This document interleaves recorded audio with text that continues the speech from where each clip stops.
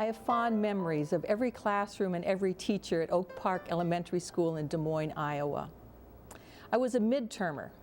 That means that the school system started kindergarten classes in September and then another one in January. And since my birthday was November 6th, I started in January.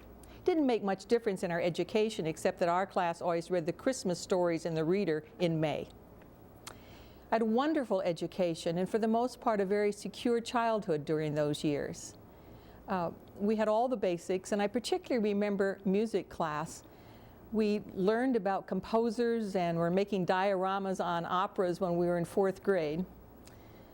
We had a grade school chorus in which I sang, and an orchestra and a band. And since we didn't have any instruments at home, the teacher invited me to play bass drum in the orchestra. At home, my mother bought us a piano, and my sister was really very good, but I had just started taking lessons.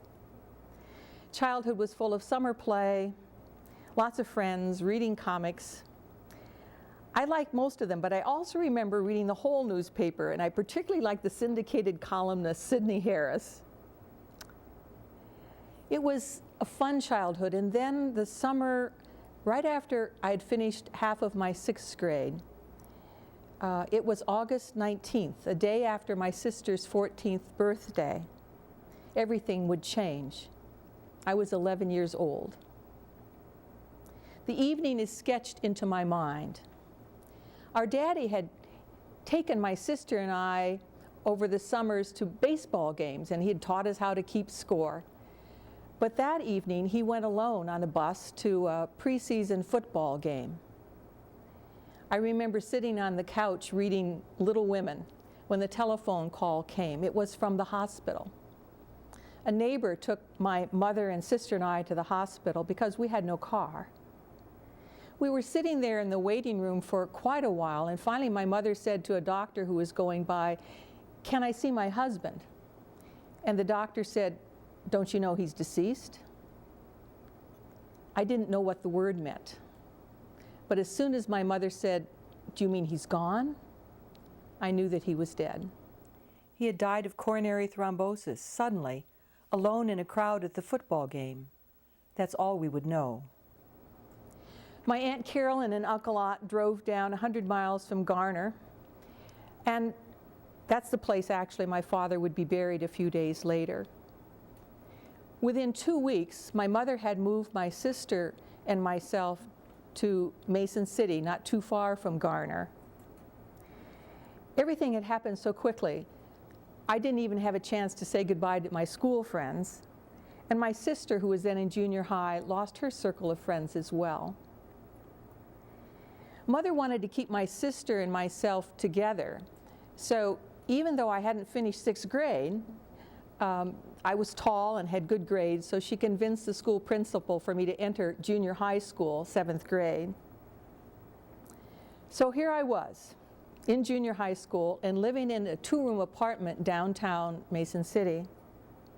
I recall looking out the window at the lights of the drugstore across the street. What did I feel? Well, children didn't receive grief counseling in those days, and my mother really didn't either. I notice in my childhood picture album that I just turned the page and have a picture saying, "A different house."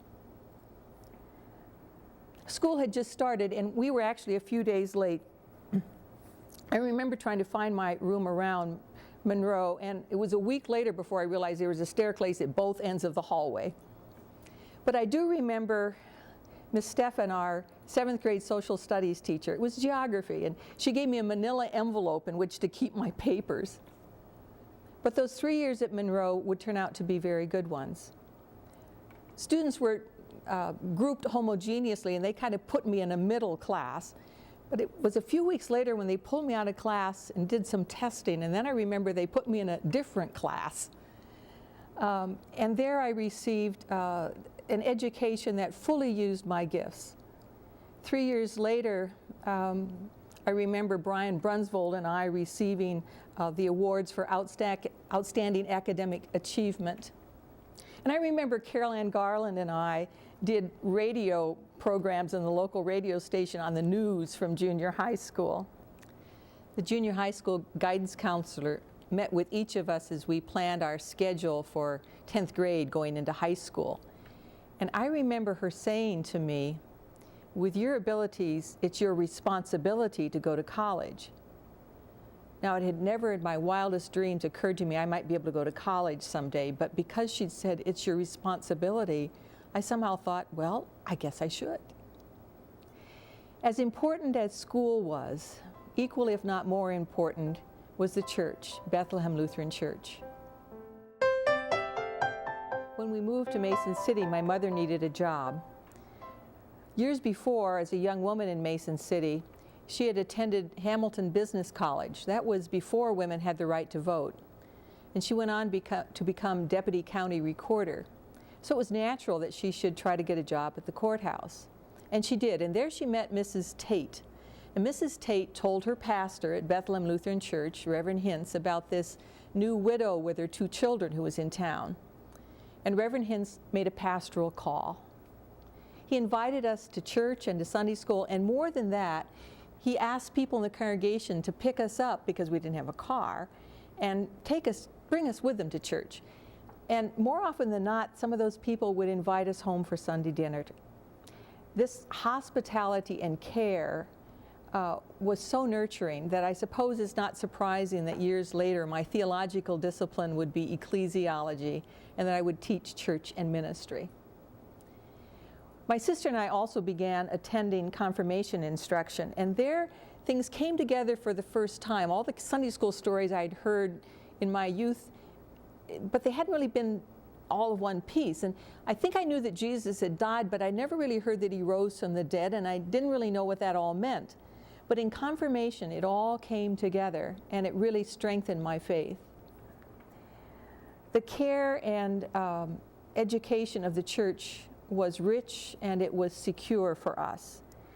My mother and my sister and I moved to a 3-room apartment on 9th Street, but still Mother struggled. I remember a time at Thanksgiving when the church invited us to bring canned goods, and my sister and I took canned goods to church. But then a couple of days later, we received a Thanksgiving basket from the church. And that may seem odd, but it really didn't seem odd to us. Somehow giving and receiving, being members of the body of Christ together, just seemed very, very natural. But of course, it was still hard. I suppose today we would call it the feminization of poverty. My mother didn't stay long at the courthouse, but she did get a job at the handkerchief counter at Damon's department store. Still, the next summer, it had been a difficult time for Mother, and we were being told we were going to take a vacation, and so the 3 of us went and stayed with relatives in Minnesota for a while.